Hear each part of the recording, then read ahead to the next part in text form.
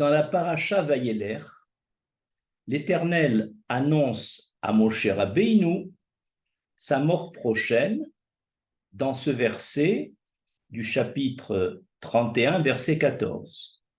Hen korvu yameh chalamut. Voici tes jours approchent de la mort. Kera et Yoshua veitratsu beoel moed va'atsaveinu.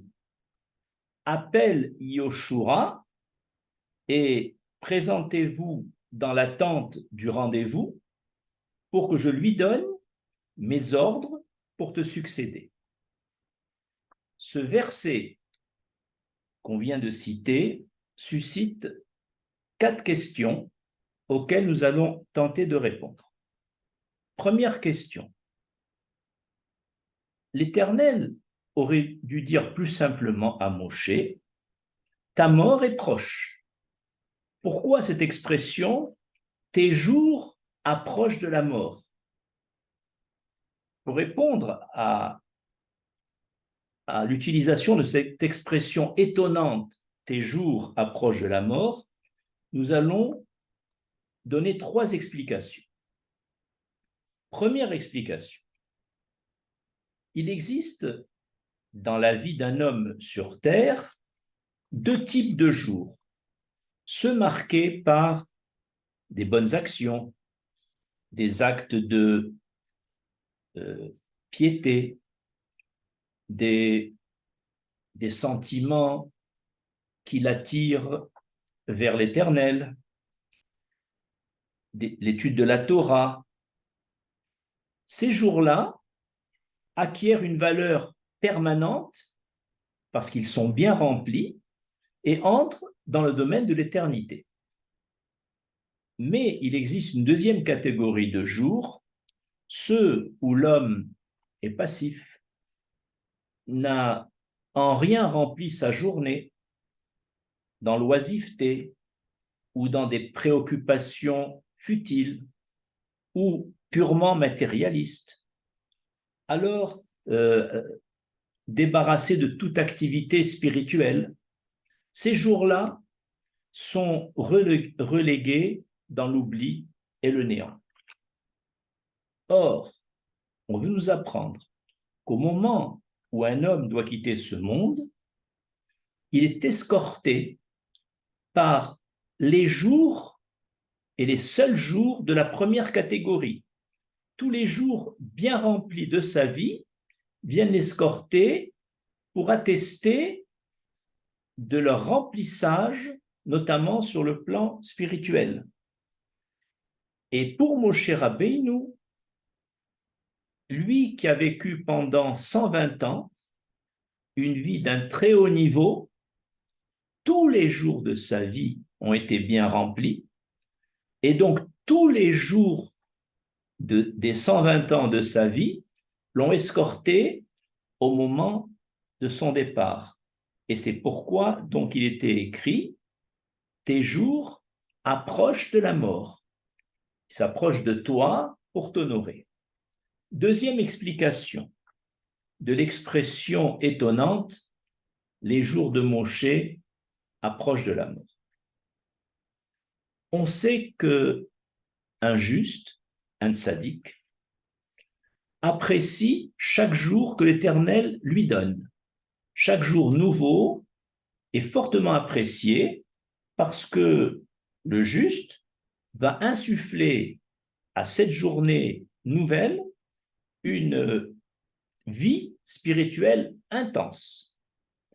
Mais lorsqu'à la fin de sa vie, ce juste, sans ses forces physiques déclinées au point d'être incapable de se perfectionner moralement, alors il va considérer ce jour comme un jour mort pour sa progression spirituelle qu'il aurait voulu progresser de jour en jour.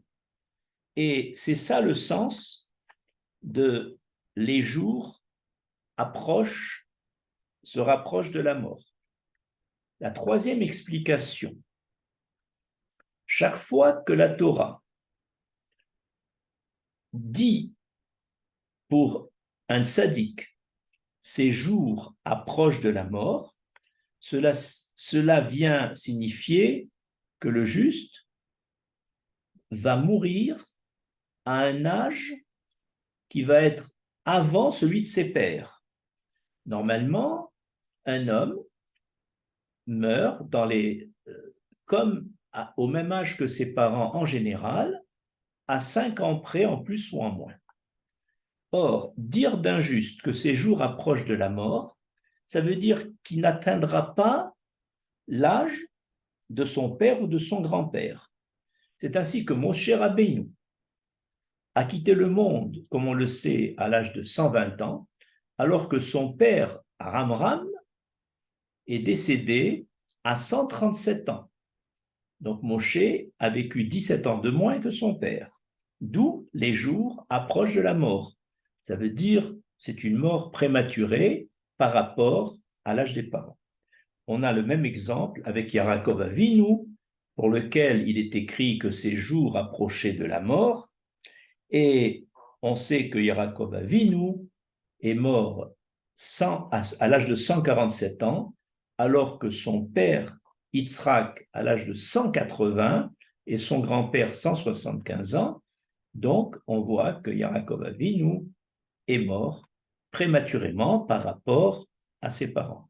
On a même expliqué dans un cours que les 33 ans perdus de vie de Yaakov par rapport à son père Yitzhak étaient dus aux 33 mots qu'il avait adressés au pharaon en se plaignant des épreuves de sa vie.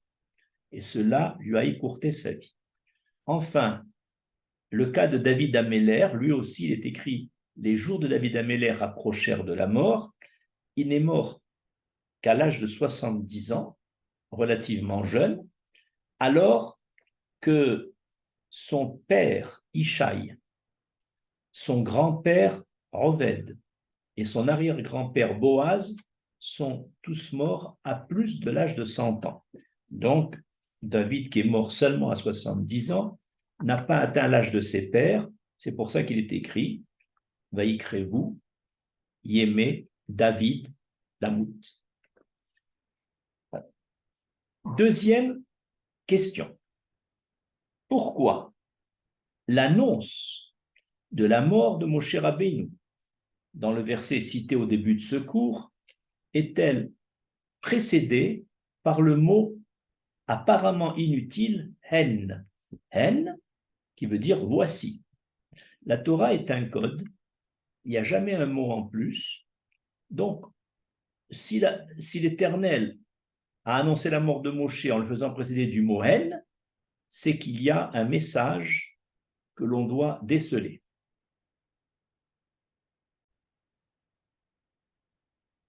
Lorsque, dans le Sefer Shemot, l'Éternel envoya Moshe Rabbeinu en mission auprès des bénis Israël pour leur annoncer une bonne nouvelle, la prochaine libération d'Égypte. La réaction de Moshe Rabbeinu a été une réaction de scepticisme.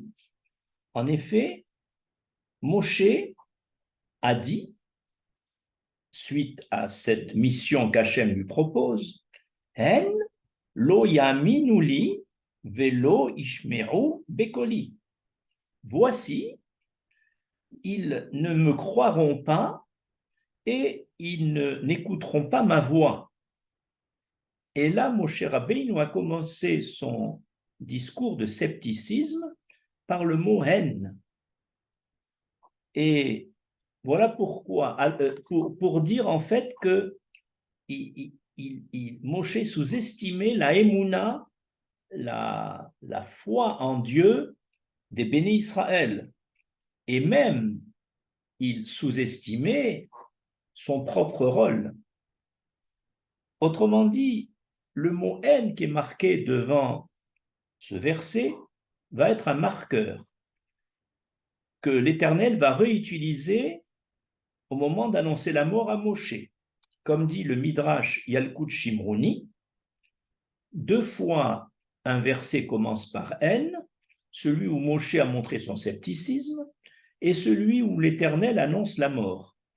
Et donc, le Midrash dit, l'Éternel a voulu, par ce mot N, faire une allusion à Moshe, en lui disant, te souviens-tu, lorsqu'il y a environ 40 ans, tu avais dit N, ainsi, voici, ils ne me croiront pas. C'est pourquoi aujourd'hui, avant de mourir, je t'ai dit N, voici, tes jours approchent de la mort. Mais pour Moshe Rabbeinu, l'information essentielle, c'est d'apprendre qu'il va quitter ce monde. Alors que ce soit précédé par le mot N, ou que ce soit pas précédé par le mot N, ou que ce soit précédé par n'importe quel mot, peu importe. L'information essentielle, c'est son départ. Alors, pourquoi l'Éternel a quand même mis le mot N? C'est un mot qui vient mida keneged mida, mesure pour mesure, donner un message à Moshe. Moshe, je veux, dit Hachem, qu'avant ton décès, tu fasses teshuva, que tu regrettes d'avoir dit loyaminu, d'avoir fait un jugement erroné sur le peuple que tu diriges et que tu regrettes de ne pas avoir toi-même eu foi en ta mission, parce que cela est grave pour un manig, pour un dirigeant, de sous-estimer le peuple qui dirige et de sous-estimer ses propres capacités. Donc je veux qu'avant que tu quittes ce monde, tu regrettes, et c'est pour ça que juste avant sa mort, Hachem lui a mis N, comme pour rappeler son erreur quand il avait dit En lo yaminuli. Et c'est comme ça qu'on comprend donc la présence de ce mot En. Troisième question.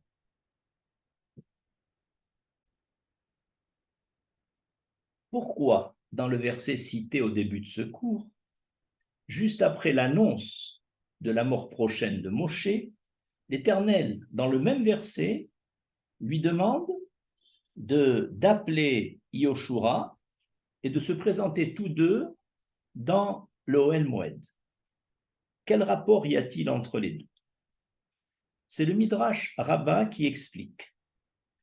Le Midrash Rabbah de la paracha Vayeler dit que lorsque Moshe a entendu dire qu'il allait quitter ce monde, parce que Yoshua ben Nun devait le remplacer, alors Moshe a demandé à l'Éternel, Ribono shel Olam, maître du monde, que Yoshua, mon disciple, prenne ma succession aujourd'hui même. Mais moi, je veux rester en vie, et je te promets que je m'effacerai devant lui. Mais je t'en supplie, maintiens-moi en vie. Alors Moshe, sur ordre de l'Éternel, est allé appeler son disciple Yoshua, et pour bien montrer qu'il est prêt à s'effacer devant lui, il l'a appelé mon maître. Il a échangé les rôles. Donc, il a appelé Yoshua mon maître. Puis, ils se sont dirigés tous les deux vers le Ohel Moed, vers la tente d'assignation. Et là, au cours de leur déplacement, Moshe Rabbeinu marchait à gauche et Yoshua à droite. Alors que dans les 40 années qui précédaient, le maître Moshe était à droite et Yoshua à gauche, puisque c'est la hiérarchie normale, quand un maître et un élève marchent ensemble, le maître à droite, l'élève à gauche. Et là, Moshe, pour bien montrer qu'il se soumet à l'autorité du nouveau manhig, du nouveau dirigeant, a échangé la place et Moshe s'est mis à gauche. Ça ne devait pas être facile de l'appeler mon maître, de se mettre à gauche, et c'est pas fini. Et arrivé dans le Ohel Moed, la nuée divine est descendue, mais elle s'est posée au-dessus de Yoshua ben Nun et pas de Moshe. Yoshua ben Nun a reçu un message de l'Éternel. Après ce message, Moshe lui demande, qu'en est-il dans ce message? Et Yoshua lui dit, je ne peux pas te le communiquer parce que toi-même, tu ne me communiquais pas tes messages. Alors là, ça fait très mal à Moshe Rabbeinu, qui avait l'habitude seul de recevoir ces messages, et il en a été jaloux. Et il s'est exclamé amèrement, comme dit le Midrash, Mea mitot velo kin'a achat. Plutôt souffrir 100 fois la mort que de ressentir la jalousie une seule fois. Moshe était très affecté d'avoir eu pour la première fois de sa vie un sentiment de jalousie. Et envers qui? Envers son disciple, son ancien disciple. Pourtant, nos sages disent qu'on peut avoir, ce qui n'est pas recommandé, qu'on peut avoir une pointe de jalousie envers quelqu'un, mais jamais envers son fils et jamais envers son disciple. Et là, comment se fait-il que Moshe, si humble, si ranav, a été affecté par cette jalousie? Il aurait dû être fier de son élève. Il est devenu le maître. Eh bien, en fait, c'est le ciel qui a suscité artificiellement à Moshe Rabbeinu une pointe de jalousie envers son ancien disciple, Yoshua, et ça l'a affecté tellement qu'il a demandé, Moshe lui-même, que je préfère mourir 100 fois qu'avoir une seule fois ce sentiment de jalousie. Moshe a compris que s'il continuait à vivre, eh bien, il aurait été soumis à cette jalousie jour après jour. Donc, il a préféré quitter ce monde. Et l'Éternel qui avait provoqué cette jalousie, c'était pour faciliter le départ de Moshe qui voulait s'accrocher à la vie. C'est afin que Moshe de lui-même demande la mort que les choses se sont passées comme ça. Alors maintenant, on comprend pourquoi, juste après l'annonce de la mort de Moshe, le même verset parle de Moshe et Aaron, de Moshe et Yoshua dans le Ohel Moed, tout ce qu'on vient de raconter. Quatrième et dernière question.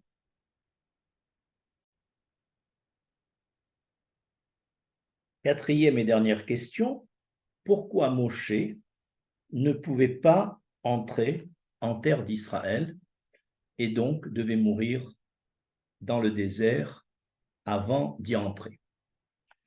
Le Malbim nous dit que si Moshe Rabbeinu était entré en terre d'Israël, la conquête d'Israël, faite par Yoshua ben Nun, n'aurait pas duré 7 ans, elle aurait été immédiate, et non pas par des voies naturelles du combat et de la guerre contre les Cananéens, mais elle aurait été par des actions miraculeuses où l'Éternel aurait terrassé nos ennemis.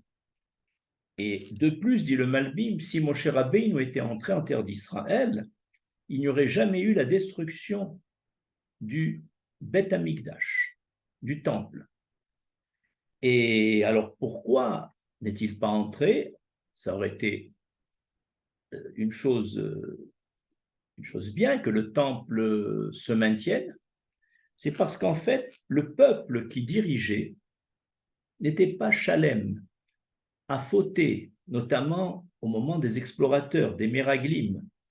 Et donc, Moshe n'avait ce pouvoir d'entrer et d'éviter les guerres de conquête de 7 ans et d'éviter la destruction du temple que si le peuple le suivait.